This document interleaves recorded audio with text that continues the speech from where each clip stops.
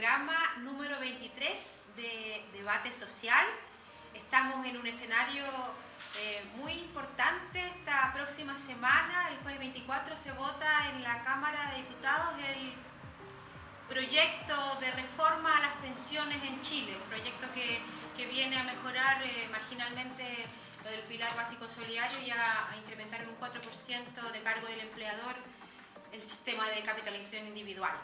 Un escenario muy complejo y por tanto un tema de mucho interés que queremos traer con Luis Mesina, Carolina Espinosa y con un tremendo invitado, una persona que ha sido siempre un aporte a nuestra organización, que tiene un currículum súper vasto. Él es licenciado en Ciencias Económicas y Administrativas de la Católica, tiene estudios de posgrado en la Universidad de Bolonia en Italia, también en la Universidad de Chile, bueno, para qué seguir. Pero su rol más fundamental, y que a mí me parece muy fundamental, es que es investigador en la Fundación Sol, un equipo de cientistas sociales que han tenido un compromiso férreo con las organizaciones sindicales y de las cuales nosotros estamos muy agradecidos. Así que en esa calidad te invitamos, Marco, a este programa de debate social. Muy bienvenido. Muchas gracias. Muy bienvenido, Marco. Bueno, entremos en materia rápidamente.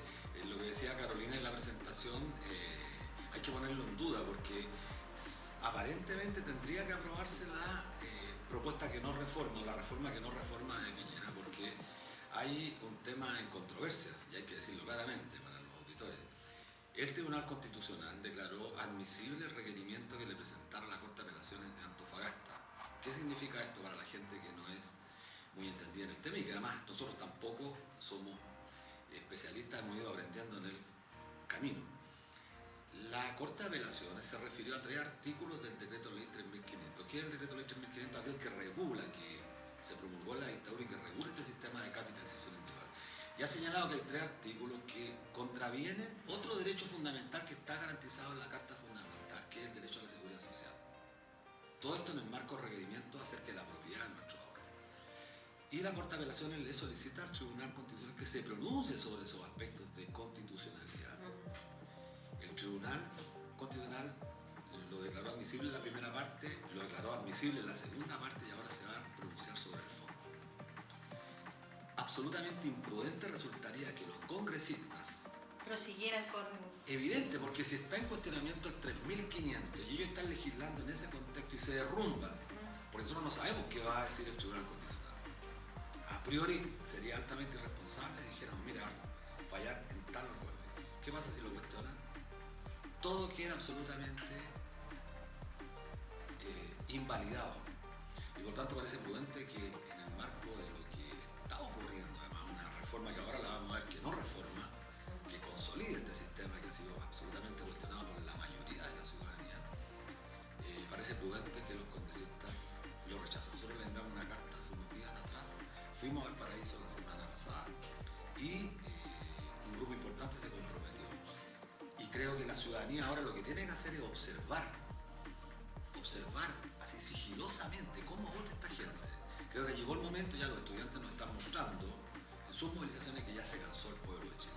Ya hay que controlar cómo vota esta gente, de forma tal que no sigan pertrechados en una institución que goza del más alto descrédito, con privilegios que son francamente increíbles. Así que bueno, yo quería hacer esta pequeña observación porque me parece relevante. Sí, agregar a esta observación que esta situación del Tribunal Constitucional pidiendo pronunciamiento respecto de la legalidad o no del decreto 3500 responde a la estrategia jurídica de la coordinadora, que tomó ese ribete tan importante que hoy día pone en el escenario de tramitación legislativa este elemento que nosotros esperamos que gravite, que determine un rechazo a esta reforma, pero estamos en ese escenario y es un escenario bien complejo. Ahora, hemos sido parte tanto como coordinadora, también como Fundación Sol, de ir a la comisión, a las comisiones de trabajo y luego de Hacienda de la Cámara, y ahí también ha habido en directo con los parlamentarios una relación en torno a debatir sobre este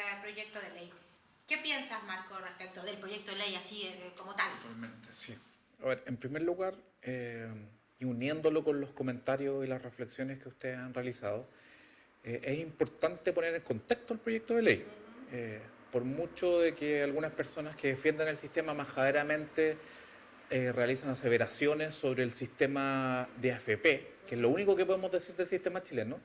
Chile no tiene un sistema de pensiones, y eso es lo primero que hay que decir, ¿no? Tiene un sistema de ahorro individual que nos obligan privadamente a colocar nuestras platas en organismos privados como la administradora de fondos previsionales. Es como que nos obligaran a colocar 10% de nuestro salario en fondos mutuos. Eso es lo que tiene Chile. Eso en ninguna parte del mundo sería un sistema de pensiones, no sería un sistema de seguridad social. Exactamente. Y el año 2008 se crea un pilar solidario y de ahí se aprovechan quienes defienden este sistema para decir que es un sistema mixto, ¿no? Es como que nos bonificaran el costo de administración que nos colocan los fondos mutuos y por eso dijéramos que tuviéramos un sistema semipúblico en ese sentido. Entonces es algo que no pasa ningún test intelectual, académico, social, nada. Y lamentablemente, cuando se ha ido a exponer tanto a la Cámara en las instancias de la Comisión de Trabajo, con la Comisión de Hacienda, que es por donde ha pasado este proyecto, uno realiza este tipo de comentarios, este tipo de reflexiones, lo han hecho ustedes, la Fundación y otras instituciones que defienden la seguridad social, y no hay respuestas. De hecho, incluso algunas personas insisten de que Chile tiene un sistema mixto, lo cual es una aberración. Exactamente, una ignorancia total. La propia Organización Internacional del Trabajo, que en estos momentos no necesariamente está promoviendo un sistema completamente de reparto, es taxativa en decir Chile no tiene un sistema mixto. Entonces aquí estamos operando de una discusión totalmente ideológica, interesada, que está bien que sea ideológica, eso estamos discutiendo, esto es político. Pero una cosa es decir aseveraciones que son falsas y otra es confrontar argumentos de manera seria, ¿no? Este debate no es serio, nunca lo ha sido. Lo más serio es lo que hace la coordinadora Norma AFP, lo que se ha hecho de parte de algunas instituciones que defienden la seguridad social con argumentos válidos, no con falsedades, que es muy distinto. En ese sentido, también resulta bien particular que cuando se expone detalladamente cuál es el alcance de cada una de las medidas del proyecto de ley actual, no hay respuesta de parte de los parlamentarios que son parte de Chile Vamos, ¿no? Nadie dice, no estoy de acuerdo, lo que tú dices del subsidio de clase media, que vamos quizás a explicarlo, no es tan así, lo del pilar solidario en realidad tiene un mayor alcance. Todos callados y calladas. Y comienzan a hacer preguntas de otras cosas. ¿Cuál es la alternativa? ¿Cuánto costaría al país una pensión universal? Y no enfrentan la discusión de su proyecto de ley. Eso es impresionante. Nadie defiende el proyecto de ley, sino que lo que hacen es tratar de decir que no hay proyectos alternativos. Esa es la forma de defender el proyecto de ley. Sería bueno entonces que entráramos en materia, porque la gente se pregunta con absoluta legitimidad, bueno, ¿por qué se oponen a una reforma? Nosotros somos los partidarios acérrimos de una reforma. Muchas veces hemos querido reformar este sistema, pero reformarlo en términos de que eso se traduzca realmente en beneficios para la gran mayoría, que eso es lo que queremos. Entonces, una pregunta concreta. ¿Qué significa en términos prácticos? ¿Cuánto va a recibir la gente para que... Sí, que se apruebe esta reforma. Si se aprueba esta reforma. Así es. Bueno, está clarísimo que estamos en una crisis previsional que se va agudizando año a año y por tanto es necesario hacer una reforma. Sí, clarísimo y de acuerdo todo el mundo. ¿No? Y en ese sentido, el rechazo a una propuesta como esta es porque acentúa la crisis previsional. Ese es el rechazo en términos generales. ¿Por qué? ¿No? Porque la propuesta tiene 5 líneas de reforma, ¿no? Está tratando de intervenir 5 espacios del sistema de AFP que existe en Chile, de los cuales 3 parecen ser las más relevantes. La primera, tratar de mejorar el pilar solidario, que es este pilar asistencial que se crea el año 2008. Esto se hace con recursos públicos, pagados por todos nosotros y nosotras, ¿no? Por tanto, no cae esto del cielo, significa redistribuir o aumentar los impuestos. Y en términos bien concretos, significa aumentar en el corto plazo en cerca de 10.500 pesos la pensión básica solidaria, que hoy día están 110.000 pesos y fracción. Y cuando esto opere en régimen, en 5 años más, el año 2024, solamente las personas que tengan más de 80 años podrán ver un aumento en su pensión básica solidaria de más de 36.000 pesos. Entonces, primero hay que llegar a los 80 años para tener más de 36.000 pesos de aumento en la pensión básica solidaria en relación a un escenario sin reforma.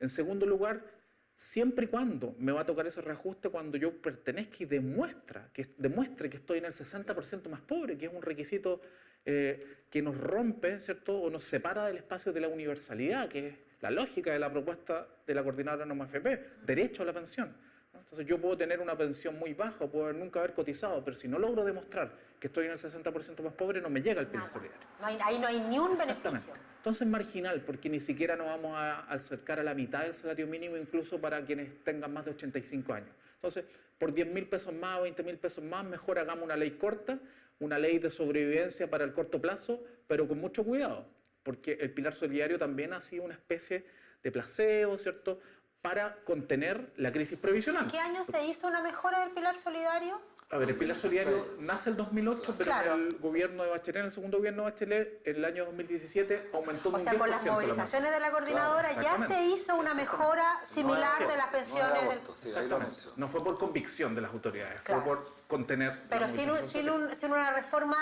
tan parafernálica como esta, sino Así que es. por ley de presupuesto. Se puede hacer perfectamente, ¿no? Aquí también se está aumentando el aporte previsional solidario, que es el subsidio para mejorar las bajas pensiones que paga el sistema privado, pero nuevamente solo para el 60% más pobre. Eso aumentaría en un 15%, que es el techo ante el cual yo puedo optar para que me subsidien la pensión. Hoy día el techo está en 325.000 pesos. O sea, cualquier persona que pertenezca al 60% más pobre y reciba una pensión inferior a 325.000 pesos puede optar a un subsidio para que mejoren su pensión por parte del Estado. Mientras más baja es la pensión de la persona, más alto es el subsidio. Y mientras más me acerco al techo, más pequeñito es el subsidio. Eso aumentaría en un 15% y aumentos posteriores, pero nuevamente diferenciado por tramo de edad, cosa que fue rechazada en la Comisión de Trabajo de la Cámara de Diputados, pero nuevamente fue ingresado por el gobierno en Hacienda y se va a votar en sala en los próximos días. Entonces, hay que tener mucho cuidado con eso porque no mejora la situación de las pensiones en Chile y para un grupo pequeño lo hace marginalmente. El segundo componente es el subsidio a lo que ellos llaman clase media. Son los sectores medios, supuestamente que no están en este 60% más pobre y que han cotizado una cantidad de años importante. ¿Cuál es el requisito? El requisito para las mujeres es que al menos hayan cotizado 16 años. Cualquier mujer que haya cotizado menos de 16 años no va a poder optar a este subsidio, nada. Incluso al comienzo parte con un requisito de 20 años para las mujeres. Y después gradualmente en 5 años llega a ese requisito de 16. Para los hombres el requisito es de 22 años, pero al comienzo parte con 26 años. O sea, hay que tener 26 años una vez que se apruebe de cotizaciones la reforma para poder optar al subsidio. Y aquí tenemos que claramente separar entre los actuales jubilados y jubiladas y los futuros jubilados y jubiladas. Para los actuales jubilados y jubiladas, aunque hayan cotizado 45 años, como máximo, si son mujeres, van a tener un aumento en sus pensiones de un UF, que hoy día está en torno a 28.000 pesos. Como máximo, insisto, aunque hayan cotizado 20 años más que el umbral, máximo 28.000 pesos más en la pensión. Y si son hombres, como máximo va a ser un subsidio de 0,8 UF, que hoy día está en torno a los 22.500 pesos aproximadamente. Por tanto, la crisis previsional de ninguna manera puede solucionarse para los actuales jubilados con ese monto. Y las personas que se van a pensionar y que van a recibir este subsidio de clase media, que van a tener que tener 16 años las mujeres y 22 los hombres. En régimen, al final, ¿Y en cuál, 7 es, años ¿Y más. cuál es el promedio de cotización o cuánto estamos cotizando los trabajadores en Chile hoy Exacto. día? La densidad de cotización es baja y no tiene que ver con las personas, no es culpa de los trabajadores y trabajadoras, tiene que ver con el contexto social en el cual hemos ido conformando nuestra estructura económica y social, ¿no? La mayoría de la gente cotiza de vez en cuando, hay En promedio, los hombres están cotizando en torno a los 20 años, las mujeres un poco menos de 14 años, ¿no? Insisto, ¿qué dice la industria? La industria es, entonces, ¿ven? El problema es que las personas cotizan poco, ganan poco como si fuera el trabajo, voluntad el problema de las nuestro que personas. no cotizamos lo Exactamente. suficiente. Claro. Entonces ahí, como hemos dicho en reiteradas ocasiones, es el sistema de pensiones que se construye el que debe adaptarse a la realidad de las personas y no al revés. Hoy día todos nosotros y nosotras nos tenemos que adaptar a las AFP, porque ese parece ser el fin a cuidar más que las pensiones. Y en segundo lugar, el subsidio de la clase media para los futuros pensionados no tiene este techo, no tiene este subsidio máximo, sino que por cada año en que yo cumpla el umbral de cotizaciones y sobre el umbral me van a entregar un subsidio por año cotizado. Por ejemplo, una mujer, supongamos en régimen, si llega a los 16 años a los 17 años de cotización, por llegar al umbral a los 16 tiene un subsidio y por el segundo año tiene 2 subsidios, tendría 2 UF de subsidio. Pero si llega, por ejemplo, a los 35 años de cotización tendría 20 subsidios. Entonces ahí uno diría, bueno, ahí aparecen valores un poquito más razonables, puedo mejorar mi pensión en 50.000, 60.000, si cotizo 40 años, 80.000, pero nosotros vimos la densidad de cotizaciones y solo el 2,3% de los jubilados actuales tienen una densidad de cotizaciones que les permitiría optar a un subsidio por sobre los 80.000 pesos.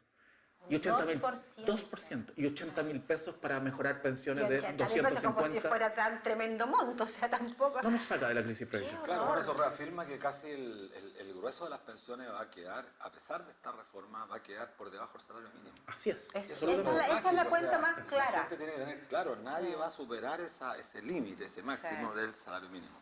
Incluso muy por debajo, más de un tercio por debajo la gran mayoría, incluso con un arreglo de la cantidad que está planteando la propuesta. Por eso decimos que es absolutamente incomprensible que se pretenda aprobar una reforma que además genera tramos etarios que beneficia, lo reconocieron los propios diputados de la derecha, que esta era regresivo, que en la medida que aumentaban los tramos después de los 80-85 años, los más beneficiados eran los sectores de mayores ingresos. Exactamente. Por lo tanto, es una propuesta absolutamente indecente y creo que eso merece que los diputados asuman el compromiso de conocer lo que están votando y no puedan votar así porque no van a tener justificación para la gente. Es terrible. Y bueno, y comentar que el día martes y miércoles, entiendo, se debate cada componente de este proyecto de reforma, pseudo reforma, y se votaría el jueves si es que no logramos hacer prevalecer este tema de la solicitud que ha hecho el Tribunal Constitucional para cuestionar el decreto, porque le ha pedido el Tribunal Constitucional, ha oficiado a la Cámara, entiendo que al Senado y a la Cámara de Diputados, que se pronuncien respecto de eso, pero estamos a la expectativa de qué pase ahí. Lo importante, como bien decía Luis, es ver qué pasa con nuestros representantes, con nuestras parlamentarias y parlamentarios, cómo votan. ¿Qué opinan finalmente de este proyecto que, como vemos, la verdad es que a nuestro entender viene solo a apaciguar una demanda y a ponerle aspirinas a un cáncer para no resolver nada? Bueno, pero es bueno reiterar que, ya lo dijo Marco, si se aprobara esta reforma en términos de lo que han prometido ellos para los sectores medios, para las mujeres, para los ancianos, el 60% más pobre va a poder aspirar a beneficios que son absolutamente escuálidos. Y en general la gente va a quedar siempre por debajo del salario mínimo, para que lo tengan claro. En el mejor de los casos se van a acercar un poco, pero más, yo diría mucho más de la mitad va a quedar por debajo de un tercio a lo menos del salario mínimo. Ahora, se ha prometido mucho que respecto del 40% de aumento, este famoso 4%, esto va a mejorar las pensiones. Y creo que aquí es bueno detenerse un poco, porque este 4%, si se aprobara la reforma recién, se va a empezar a aplicar gradualmente a partir del próximo año. Y de ahí hay que contar 8 años, es decir, hasta el 2028. Toda la gente que está ingresando al mundo del trabajo hoy día, los jóvenes de 25, 26 años, de aquí a los 33 años no van a ver absolutamente nada de esto, porque recién, para el caso de ellos, va en 8 años más a concretarse. ¿Cuáles son los efectos de ese 8% que lo hemos dicho también? El 4%. No resuelve el tema. Exacto. A ver, aquí está la gran falacia de la propuesta, que es la tercera línea que me faltaba mencionar. Vimos pilar solidario, vimos subsidio a la clase media, faltaba ver aumento en la tasa de cotización.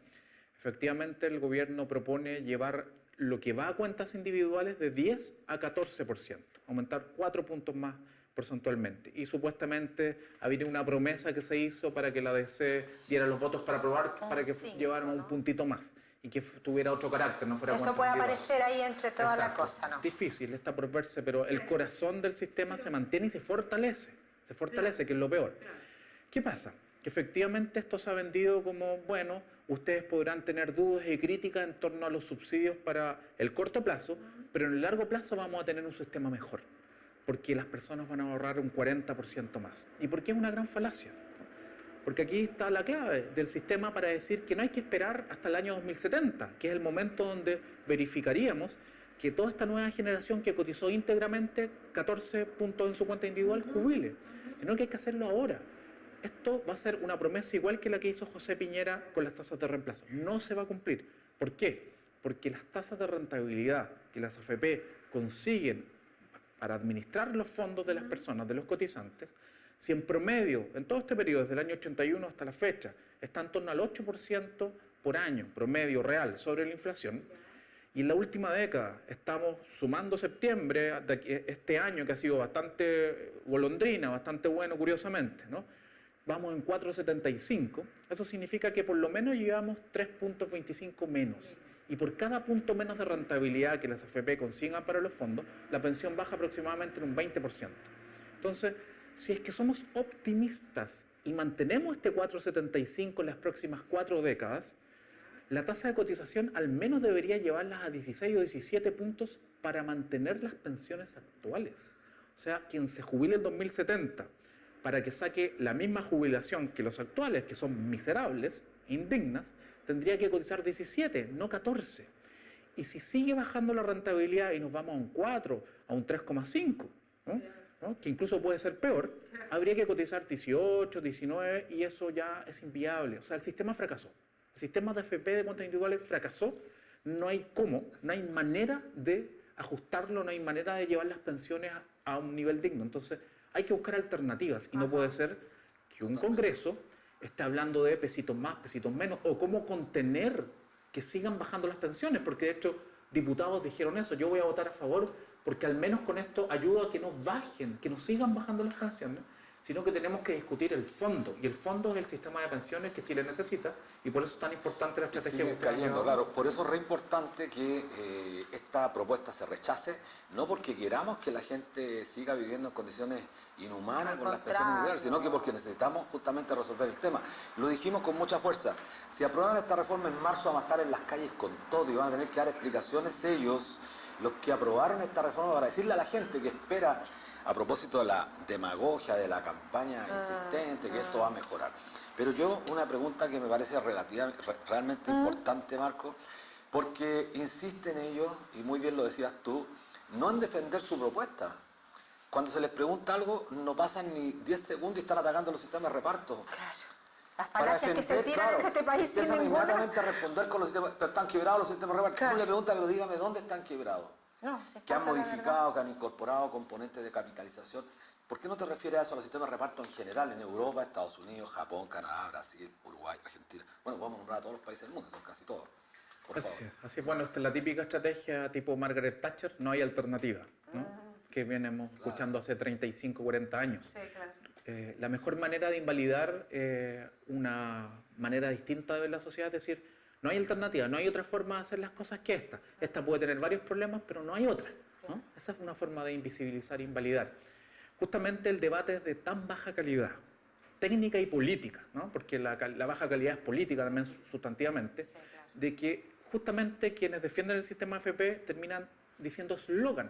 Entonces, aquí en general, desde la clase política, desde las grandes fortunas de Chile, se tilda que los movimientos sociales trabajan con eslogan.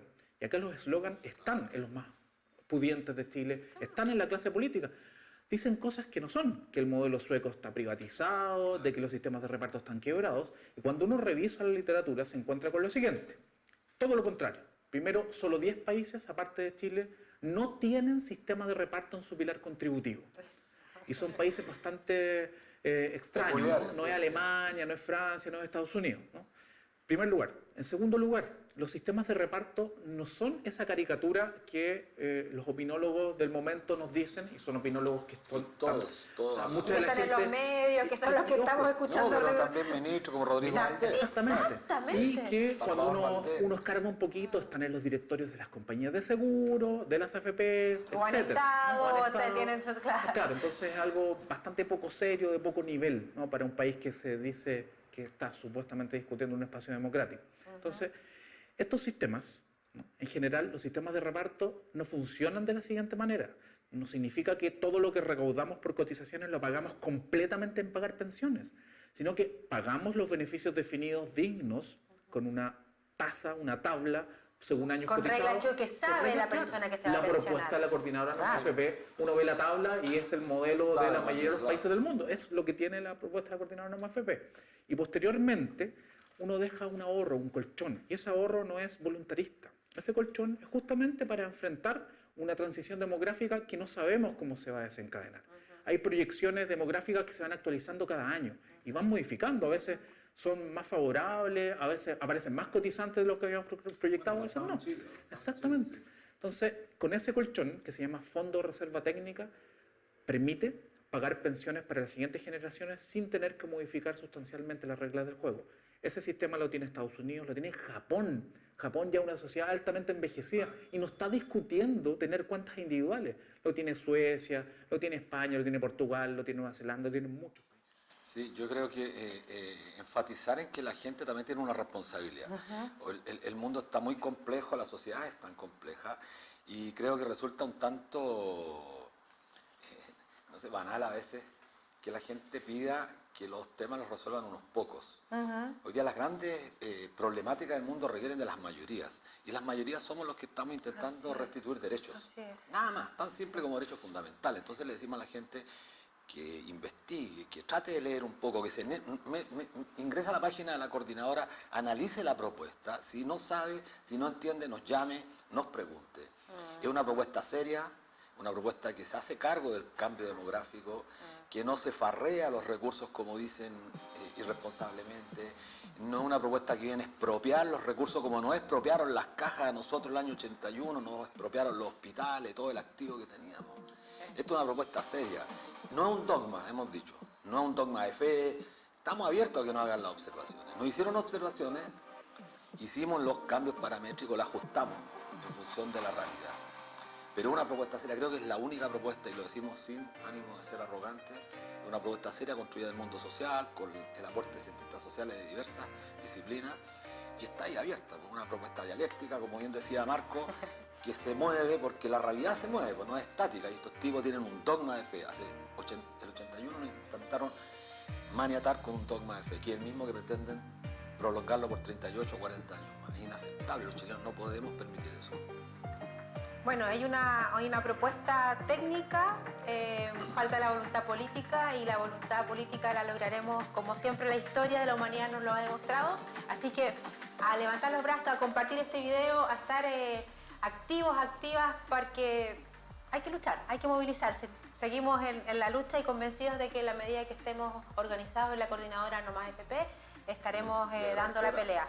Agradecerte, Marco, como siempre, tu apoyo, un agrado escucharte más muy claro. Yo creo que es importante seguir estudiando, pero lo que nos has contado ha sido un gran paraguas para entran a ver los videos, Fundación Sol, de la coordinadora, ahí está todo también, se pueden ilustrar. Los videos son muy didácticos, entonces la gente puede verlos, anotar, preguntar. Así que creo que, bueno, agradecerte, Marco, Gracias a tu usted. participación. Muchas gracias. Chao, chao, y a seguir en la lucha.